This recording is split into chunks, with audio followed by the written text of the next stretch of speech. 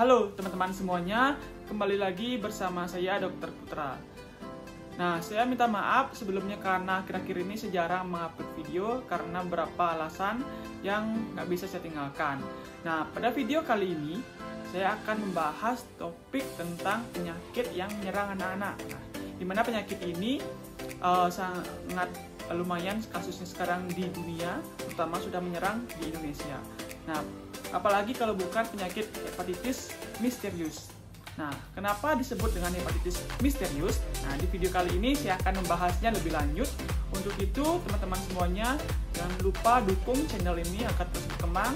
Jangan lupa subscribe, like, dan tonton video ini sampai akhir.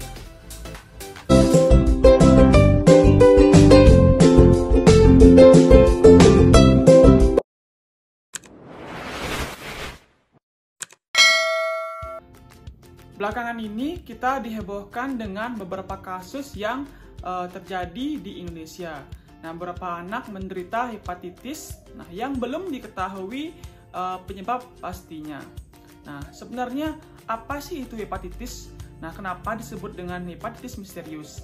Nah, sekarang saya akan sedikit membahasnya. Hepatitis merupakan suatu peradangan. Jadi, ada suatu proses radang yang terjadi di dalam hati.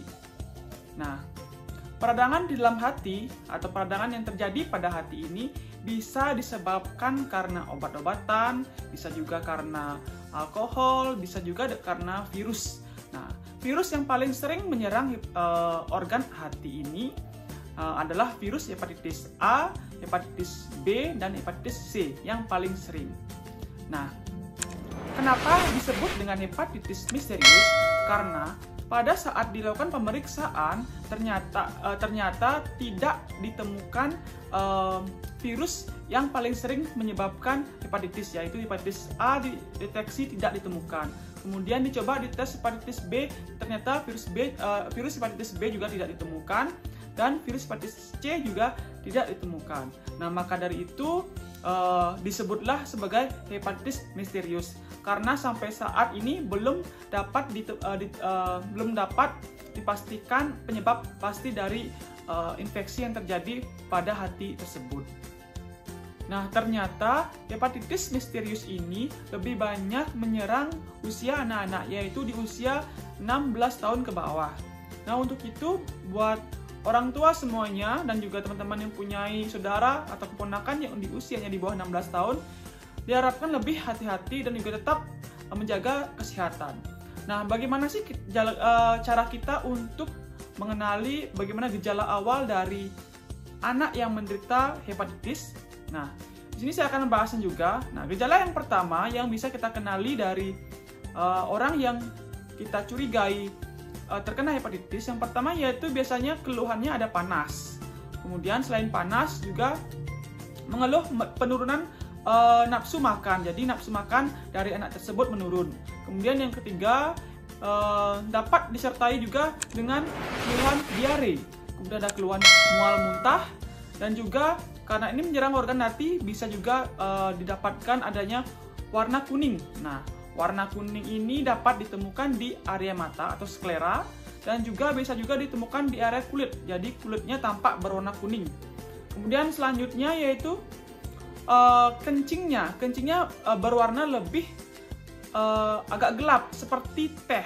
Kemudian selain kencing seperti teh juga dapat ditemukannya BAB-nya dempul, warnanya putih pucat. Nah, selain itu juga dapat juga disertai dengan gejala lain seperti nyeri sendi. Nah, itu tadi gejala-gejala yang harus kita waspadai. Jika dari keluarga atau orang tua mendapatkan anaknya menderita gejala yang saya jelaskan tadi, diharapkan untuk segera datang ke dokter untuk mendapatkan penanganan lebih lanjut.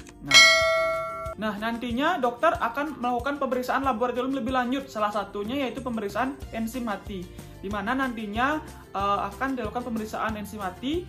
Biasanya pada kasus hepatitis akan ditemukan peningkatan kadar enzim melebihi dari kadar normalnya. Nah, itu tadi gejala dari hepatitis. Nah, bagaimana sih cara kita untuk melakukan pencegahan agar anak atau keponakan kita tidak terkena hepatitis atau terhindar dari penyakit hepatitis misterius ini.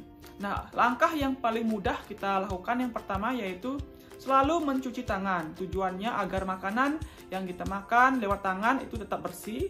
Kemudian yang kedua yaitu kalau minum air, usahakan airnya benar-benar matang untuk mencegah adanya infeksi bakteri atau virus dari minuman tersebut.